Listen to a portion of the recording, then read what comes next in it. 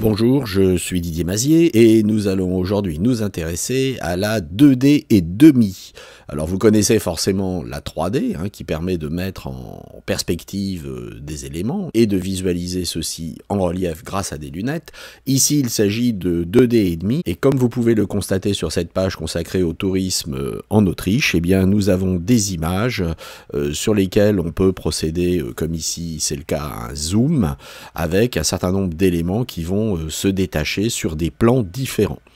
Vous voyez qu'ici on a des gens qui sont au premier plan, nous avons une montagne qui est en deuxième plan et nous avons une montagne en troisième plan et ces gens se déplacent. Vous voyez que ici nous avons un élément au premier plan qui est le chef, nous avons un élément en deuxième plan qui est une haie, et puis un élément en troisième plan qui est un lac et une montagne. Comment est-ce que cela est fabriqué? Premièrement, il faut dans Photoshop procéder à un détourage qui est un détourage de très haute qualité. C'est le cas ici notamment, regardez sur les verts qui sont transparents, et puis également ici sur, je dirais, les contours flous du fond. Donc vous constatez que les verts, ma foi, sont bien transparents et qu'on a un effet qui est un effet réaliste. On n'a pas l'impression qu'on a un collage et que c'est bien la photo. Ce détourage de qualité va vous prendre du temps, d'une part, et d'autre part, il serait bien de prévoir dès la prise de vue ce genre de manipulation et donc de faire une photo sans le premier plan ou sans les plans successifs de manière à pouvoir faire son montage. Une fois que cela est opéré, nous allons travailler dans Edge Animate et au niveau de ma scène principale, j'ai placé un symbole. Ce symbole contiendra bien entendu les trois images qui vont composer mon animation en 2D et demi. Si je rentre dans ce symbole, vous voyez que ici, j'ai généré mon animation. Alors mon animation se déroule sur un temps qui est relativement long. Plus le temps est long, plus l'animation sera bien entendu fine et réaliste. On ne va pas se déplacer avec une mobilette devant ce genre de paysage, mais donner l'impression que la caméra tourne ou zoome lentement. Et puis ensuite, j'ai prévu ici une étiquette pour le lancement de cette image. Et puis, j'ai prévu également ensuite, à la fin, une étiquette de fin.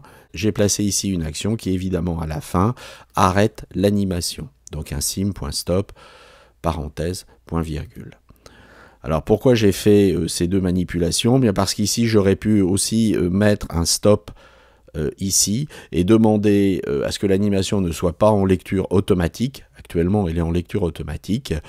Placer par exemple ici un stop et faire en sorte que quand je passe sur le symbole, j'ai une relance de l'animation. Alors ce qui est le cas, parce que si vous revenez ici sur le stage, vous voyez que ici sur le symbole qui est l'animation, donc qui comprend ces trois images et l'animation précédente, d'une part on est en lecture automatique et d'autre part ici j'ai placé une fonction onMouseOver, c'est-à-dire au survol de la souris, qui lance la lecture de ce symbole et qui la lance à partir de l'étiquette play, c'est-à-dire à partir de l'endroit où ça démarre. On aurait pu tout à fait ici positionner un stop.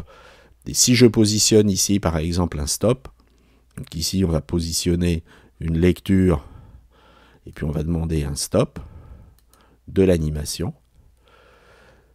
Et bien là vous allez avoir une animation qui ne va pas se lire automatiquement. C'est-à-dire qu'en aperçu dans le navigateur, votre animation sera arrêtée. Et le passage sur la souris va déclencher l'animation à partir de la lecture sur l'étiquette que j'ai placée, qui est l'étiquette Play. Voilà comment ce genre de manipulation est monté. On commence à voir apparaître de plus en plus d'animations de ce type sur le web au niveau des publicités. Alors évidemment c'est une mode, pour l'instant peu de gens le font, savent le faire et ont les outils pour le faire, donc si vous le faites vous prendrez de l'avance. Il est bien évident que dans un an ou deux ce sera devenu hors mode et donc complètement ringard. Mais pour l'instant profitez-en et je vous souhaite de faire de très belles animations en 2D et demi. À très bientôt, au revoir.